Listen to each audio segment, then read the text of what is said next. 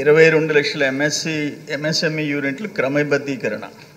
తర్వాత మహిళలు, BC, SC, ఎస్టీలకి ఆ ఫిక్స్డ్ క్యాపిటల్ ఇన్వెస్ట్మెంట్ 25% నుంచి 35% పెంచడం కూడా చాలా మంచి కార్యక్రమం అధ్యక్ష.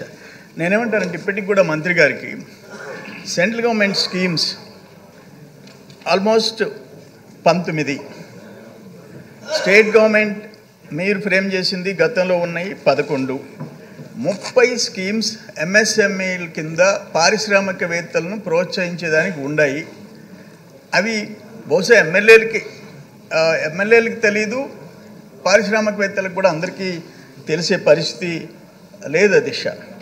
అందుకని నేనేమంటానంటే మంత్రి గారిని ఎమ్మెల్యేస్ అసెంబ్లీ జరిగేటప్పుడు ఒక 2 hours అసలు టోటల్ ఇండస్ట్రియల్ పాలసీ, ఇటు స్మాల్ స్కేల్ ఇండస్ట్రీస్ కానీ మేజర్ ఇండస్ట్రీస్ కానీ, ఫర్ ఎగ్జాంపుల్ అధ్యక్ష, ఇప్పుడు 41,902 ఎకరాలు ఖాళీ ఉంది ఏపీఐఏసీ కింద రాష్ట్రంలో.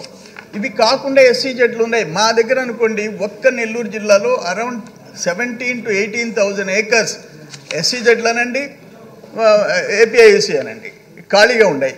వాటిని కూడా ఎట్ట యూటిలైజ్ చేసుకోవాలో ఒకటి. రెండోది అధ్యక్ష, ఏపీఐఏసీ లాస్ట్ 5 yearsలో ఆ టోటల్ డిపార్ట్మెంటే పనిచేయని పరిస్థితి వచ్చేసింది. దానికి కావాల్సిన స్టాఫ్ లేదు. రేట్లు కూడా ఇతర రాష్ట్రాల కంటే ల్యాండ్ కాస్ట్ ఎక్స్ట్రా రేట్లు మన దాంట్లో ఫిక్స్ చేస్తున్నారు. దానివల్ల కూడా ముందు పారిశ్రామికవేత్తలు వచ్చేదానికి ఇబ్బంది పడుతున్నారు అధ్యక్ష. ఒకటి, ఈ క్రెడిట్ గ్యారంటీ స్కీమ్ ఎంఎస్ఎంఈలకి 2 కోట్ల వరకు గ్యారంటీ అవసరం లేదు. ఇవాళ ఎస్ఎల్బీసీలో మీరు ఇప్పుడు 2 కోట్ల నుంచి 5 కోట్లకు పెంచినట్టు మేము వారు తిన్నాం, సంతోషం. అసలు 2 కోట్ల పెట్టుబడికి కూడా గ్యారంటీ లేకుండా బ్యాంకులు అప్పులు ఇవ్వటం లేదు. దాన్ని కూడా మనం సీరియస్గా సమీక్షించాల్సిన అవసరం ఉంది అధ్యక్ష. అందుకని నేనేమంటానంటే ఇప్పుడు ఇక్కడ ఆయన లాస్ట్ టైం గవర్నమెంట్లో ఓ పాలసీ తెచ్చాడు, ఏపీ ఎక్స్పో పాలసీ ఇన్ 2022. ఆ గవర్నమెంట్ టెన్యూర్ కంప్లీట్ అయిపోయింది కానీ గైడ్ లైన్స్ కూడా ఇవ్వలేదు. లాస్ట్ గవర్నమెంట్ అంత ఘోరంగా చేసింది.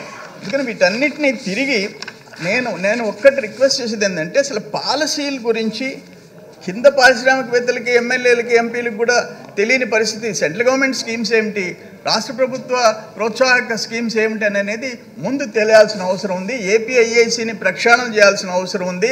ఆ క్రెడిట్ గ్యారంటీ స్కీమ్ని ఇంప్లిమెంట్ చేయాల్సిన అవసరం ఉంది.